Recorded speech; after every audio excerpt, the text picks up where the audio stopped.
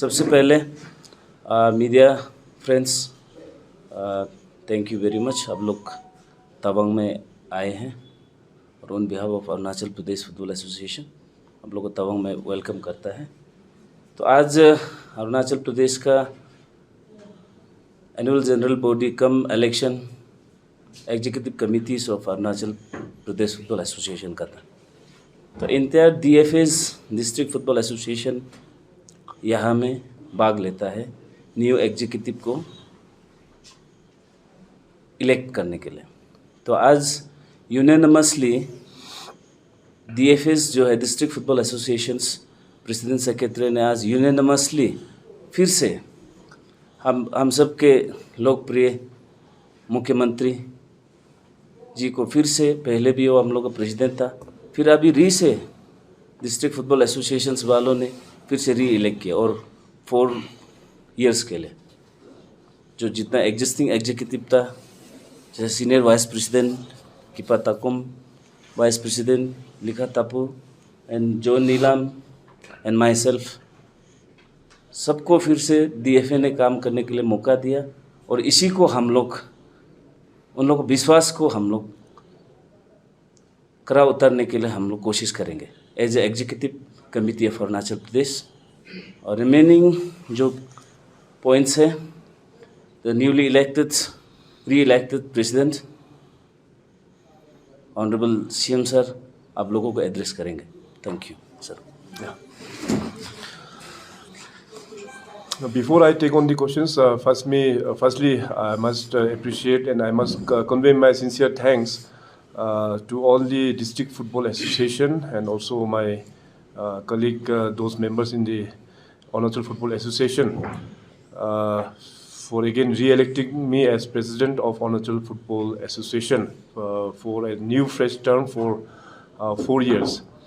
तो इस 4 साल में हम लोग डेफिनेटली कोशिश करेंगे कि फुटबॉल को इस अपने राज्य में और भी आगे बढ़ाने के लिए। और आज यहाँ पे एनुअल जनरल बॉडी मीटिंग और इलेक्शन का साथ में जो आज यहाँ पे बैठक हुआ है, उसमें बहुत सारा DFAs लोगों का अपना खुद का ऑब्जर्वेशंस भी उन्होंने एक्सप्रेस किया है और इसको हम लोग जो सेंट्रल कमेटी जो अरुणाचल फुटबॉल एसोसिएशन ने भी नोट डाउन किया है। तो हमें उम्मीद है कि हमारा DFAs के साथ में और अब हमारा जो एग्जीक्यूटिव बॉडी है AFS के साथ में आने वाला दिनों में डेफिनेटली फुटबॉल को हम लोग आगे लेके जा पाएंगे। Okay, sir. First of all, congratulations for being selected as the president of Arunachal Football Association once again. So, sir, now, first of all, we'd like to know that this term, what will be your first and foremost agenda to take forward the sports, particularly football in Arunachal Pradesh? See, while discussing the points with our district football association, so firstly we have resolved that the interaction between the district football association and the Arunachal Football Association, which is the apex body of our football association of Arunachal, कि हम लोग के बीच में interaction जो है थोड़ा सा scale up होना ज़रूरी है। पहले शायद उतना मीटिंग्स वगैरह नहीं होता था, तो एक कोऑर्डिनेशन गैप भी हुआ करता था। तो आज के इस एनुअल जनरल बॉडी मीटिंग में ये हम लोग ने तय कर लिया कि जो इंटरेक्शन प्रोग्राम्स विद डिस्ट्रिक्ट के साथ में हम लोग एनहांस करेंगे। और साथ ही साथ क्योंकि जो डिस्ट्रिक्ट फुटबॉल एसोसिएशन है वो it is one of the main pillars of the football association, so इसलिए उन लोगों का जो एक्टिविटीज़ को गति देने के लिए और इन लोगों को अकाउंटेबल बनाने के लिए भी जो हमारा अरुणाचल फुटबॉल एसोसिएशन की तरफ से ये रिक्वेस्ट किया है कि उनका जो एनुअल इवेंट्स का रिपोर्ट जो है वो वहाँ पे हम लोगों को सबमिट किया जाए। And this annual event broadly it should be on 3 pillars. First तो हो गया कि आपने फुटबॉल को लेके ग्रास रूट में क्या क्या डेवलपमेंट किया हुआ है और क्या एक्टिविटीज़ आप लोग कंडक्ट कर रहा है। दूसरा हो गया कि हमारा जो वुमेन जो है उसका फुटबॉल में आगे किस प्रकार से आप लोग बढ़ा रहा है अपना रिस्पेक्टिव डिस्ट्रिक्ट्स में। और तीसरा जो हो गया कि हमारा जो कोच का एजुकेशन को लेके भी अपना डिस्ट्रिक्ट में क्या क्या कार्य चल रहा है। तो based on this 3 broad principles तो रिपोर्ट भी हम लोग को सबमिट करने के लिए हम लोग ने कहा हुआ है।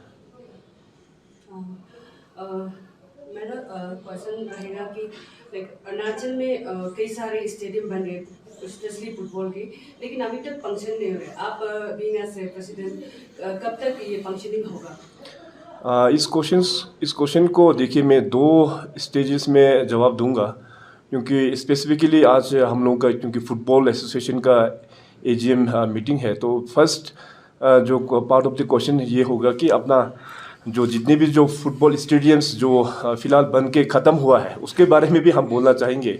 आज एजीएम में भी इसका काफ़ी चर्चा हुआ है, बहुत सारा डिस्ट्रिक्ट्स में अभी बहुत अच्छा फुटबॉल स्टेडियम बन के भी तय हो गया, अभी फंक्शनिंग करना भी शुरू हो गया है। तो बहुत मेंबर्स का भी ये ऑब्जर्वेशन था कि वो तो एक जनरल ग्राउंड की तरह हो गया है। बेसिकली नाम तो फुटबॉल स्टेडियम के नाम में बना, मगर फुटबॉल कम और बाकी एक्टिविटीज़ भी बहुत ज़्यादा होता है।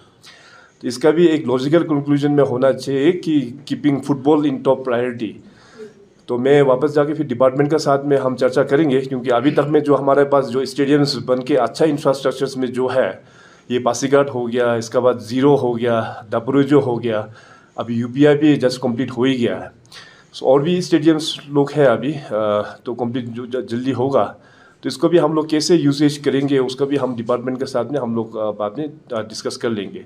और रह गया अभी जो आपका दूसरा फेज़ जो मैं आंसर करूँगा कि बहुत सारा स्टेडियम्स अक्रॉस अरुणाचल प्रदेश बन रहा है।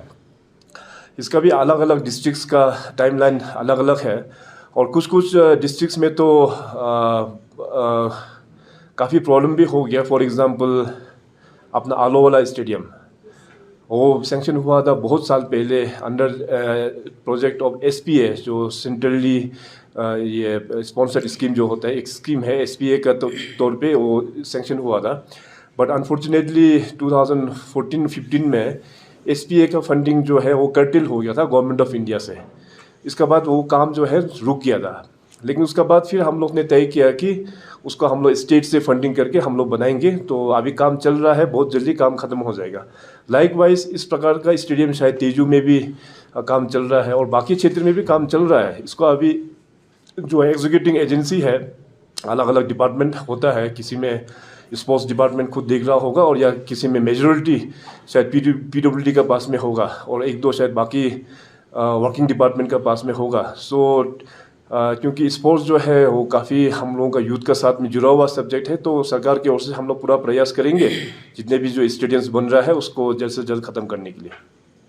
सर, जितना भी स्टेट का स्पोर्ट्स एसोसिएशन का जो इंक्लूडिंग नेशनल एंड इंटरनेशनल का जो एथलेट्स है, उनका जो सेंटर ईटानगर में ही है, but then there is still no multipurpose stadium in Itanagar. Sir, what is your take on this and what you are working for that, sir?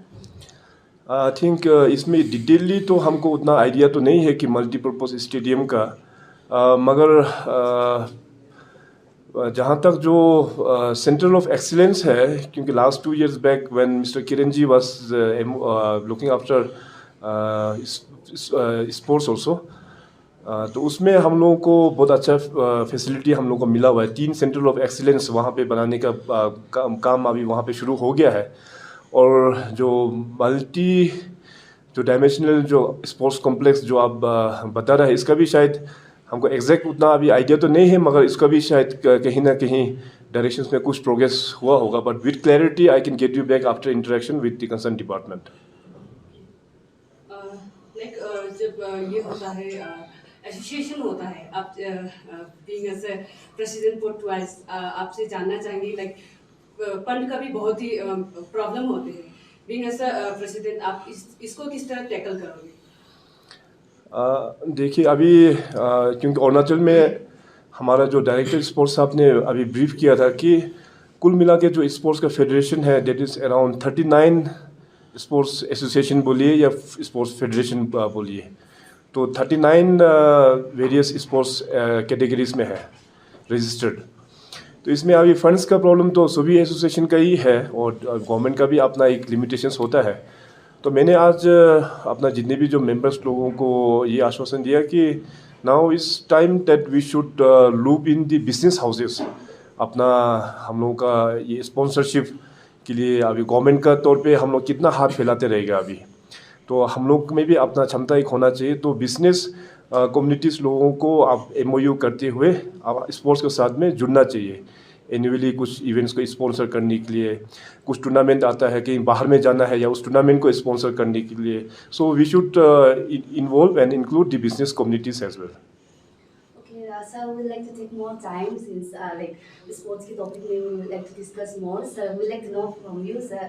Sir, since we have got to know from these reports from many associations that for like for producing a good sports person, we need a good coach, better coach, right? But then many few associations are providing the coaches on their own by providing the incentive to the coaches in district, particularly in district on their own. But then for many associations, it is very difficult, to give incentive to the coaches which are being brought from outside. So, what can be the alternative solution for this, sir? What do you think, sir? What can we do for this, sir? Yeah, exactly. This is a very important question. और मैंने आपको जैसे media को थोड़ा देर पहले brief किया कि हमारा आज का AGM मीटिंग में भी 3 ब्रॉड प्रिंसिपल्स में हम लोग ने डायरेक्टिव्स दिया है, out of which coach is one of the pillars. कुछ भी स्पोर्ट्स का क्षेत्र को आगे बढ़ाना है तो डेफिनेटली आपको कोच अच्छा होना बहुत ही ज़रूरी है. तो इसमें अभी already department youth and sports, उसमें स्पोर्ट्स डिपार्टमेंट काम कर रहा है. एंड अपना ओलंपिक एसोसिएशन जो सब जितने भी जो स्पोर्ट्स एसोसिएशन है उसका जो अम्ब्रेला ऑर्गेनाइजेशन है वो है अपना Olympic association, Arunachal Olympic association. तो उसका साथ में हम लोग चर्चा करते हुए अभी पिछले कुछ सालों में बहुत सारा कोचेस हम लोग ने गवर्नमेंट को ओर से भी अप्रूव करके भी दिया हुआ है. और हम लोगों को भी फील्ड्स को भी देखना होगा कि सरकार को ओर से अगर निर्भर करता है स्पोर्ट्स में तो सरकार को भी कौन सा कैटेगरी का स्पोर्ट्स का कोचेस को आपको बढ़ाना चाहिए, depending upon the winnability factor कि कौन सा स्पोर्ट्स में नेशनल लेवल में हो गया और इंटरनेशनल लेवल में हम लोगों को मेडल मिलने का ज़्यादा चांसेस है. उसको थोड़ा सा हम लोगों को प्रायोरिटाइज करते हुए तो definitely with the suggestions of Olympic association in consultation with all the sports association definitely सरकार हम लोग इस क्षेत्र में और भी काम करेंगे. Okay, sir. From this Bomdila Olympic Association interim members, we got to know that apart from all other problems, they have informed us that the parents, especially in Bomdila, in West Kameng region, they are very passive. They have this very passive attitude towards sports. They are not very much interested into the children's taking part in the sports. So, what do you have to say? What your message to the parents? And then, according to us, we see that Tawang and Bomdila का बहुत अच्छा opportunity है क्योंकि ये high altitude में, and then the athletes who get trained in the high altitude उन्हें बहुत अच्छा perform करते हैं. Sir, उसके बावजूद भी what do you have to say on this? What message would you like to convey, sir? We have got this report from the association itself from here, sir. Maybe कुछ हद तक शायद वो सही भी होता होगा क्योंकि वो भी ऐसे इन जनरल हमें ये नहीं समझता कि जो आज का युग का जो पेरेंट्स हैं वो स्पोर्ट्स का ओपोज करेंगे. कुछ परसेंटेज तो होता है कि शायद करियर जो है ज़्यादातर ही सब एकेडमिक्स में ही 100% होना चाहिए, बहुत ऐसे पेरेंट्स भी होता है. तो मगर sports plays a very vital role in overall growth. तो अभी जिस प्रकार से स्पोर्ट्स फील्ड में एक नया लहर आया है with the dynamic leadership of Prime Minister Narendra Modi ji at center. Recently we have witnessed the Tokyo Olympics 2020. In fact, सभी लोग ने इतना जो अवार्ड जो मेडल्स जो लेके आया अपने देश में इतना आएंगे बोल के तो कोई एक्सपेक्ट नहीं किया था.